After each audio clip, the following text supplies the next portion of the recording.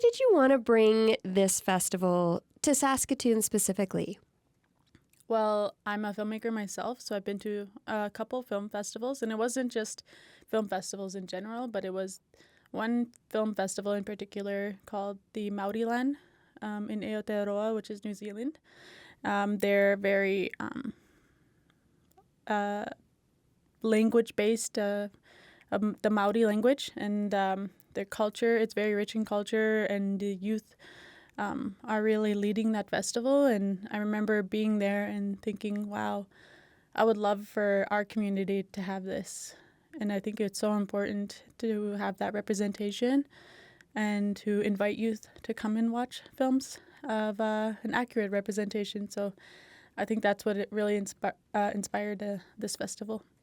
You emphasize accurate representation. What do you mean by that? Well, many people can interpret things in a different way, but unless you have that lived experience, you might misrepresent people.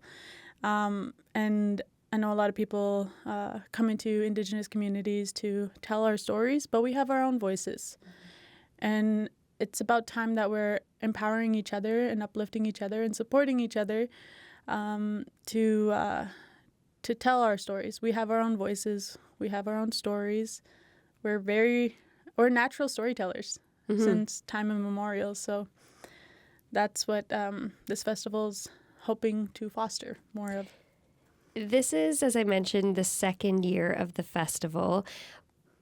But besides going to the festival in New Zealand, what was the moment that made you want to start this in the first place? Well, there's not a single Indigenous film festival here in Saskatchewan.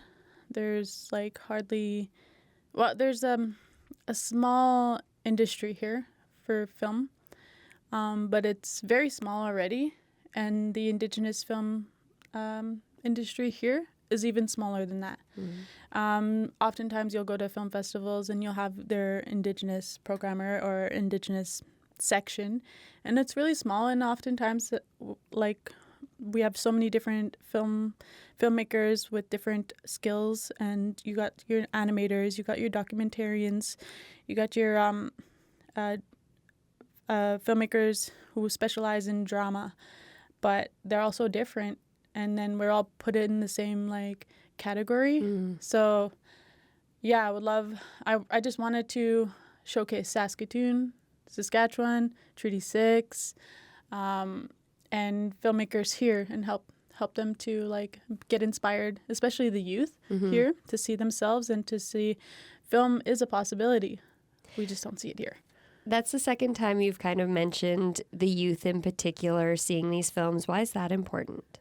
I grew up not knowing anything about the film industry, but I used to watch films. I used to buy them from the Blockbuster, and I'd watch them all the way to the credits and think, what does Best Boy mean? That's an interesting name. And I'd watch all the way to the end of the credits, but I never saw myself on screen or behind the screen, so I didn't think that was a possibility.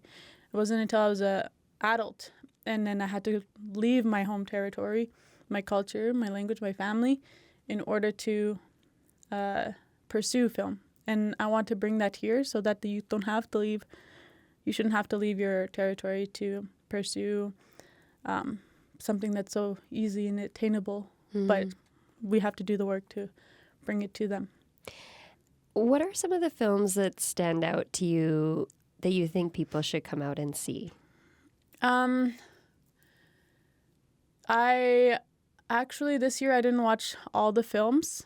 I actually hired people to watch the films and to program, and they're all Indigenous youth or Indigenous programmers. We had a guest programmer who was Ācimowin from New Zealand, so she helped out. But I would like to highlight one feature film, which is called Green Hill. It's on Friday at 5:30 at the Ramey at Sask Theatre. It's an old friend of mine, Roger Boyer, and it's his world premiere.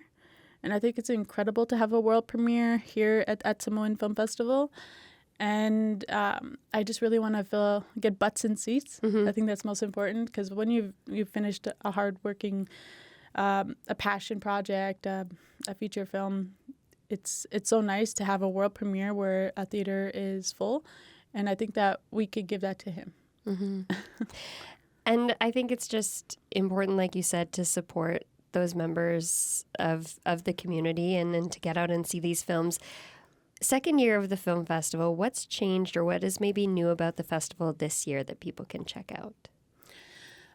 We have a short film pitch event where 5 Indigenous filmmakers, emerging filmmakers, are going to be pitching their short film ideas to industry leaders and buyers that were invited, and they're going to be judging their pitches and giving them some feedback and some constructive feedback, and then they'll be picking a winner out of those 5, and then the one winner will be receiving a cash prize and in-kind services from generous sponsors. Yeah.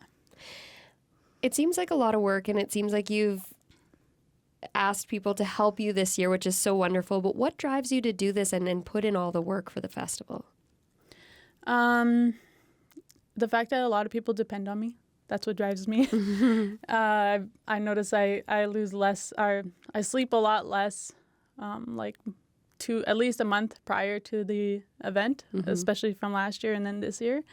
But knowing people depend on me to get this done is what drives me, and it's for them. It's not for myself, and I just really want to continue this festival annually so that it can be a bigger thing one day. And yeah, the other difference, I guess, from the second year is that we're a little bit smaller this year. More last year we had over 80 films, and this year I think we only have about 50, which is still pretty big. And we've got a lot more space in between films, so we're not going to be as stressed out compared to last year. Learn from year to year, right? Yeah, what works a little bit better. Obviously, this is an Indigenous film festival. We've talked about the importance of especially Indigenous youth coming out to see these films, but why should everyone come out? Indigenous, non-Indigenous, why should you come out and see this film festival and see these wonderful productions? Because everyone should see accurate Indigenous representation, and what that means for the Indigenous communities to build and foster relationships, build bridges between communities, different communities, and we're all different and we're all unique. And if you're on Native land, we should be doing the work to unlearn, learn, decolonize, indigenize, and do all the things, and support Indigenous artists. And those who hold the media hold power. And it's about time that we take back our power and empower each other in an empowering way. And to, it's inspiring to see, right? Indigenous stories. They're so authentic and so unique. It's unlike anything we've seen before. Well, Tristan, I want to thank you for not only this conversation, but all the work that you've put into this festival over the years, and we can't wait to watch it grow. Thank you.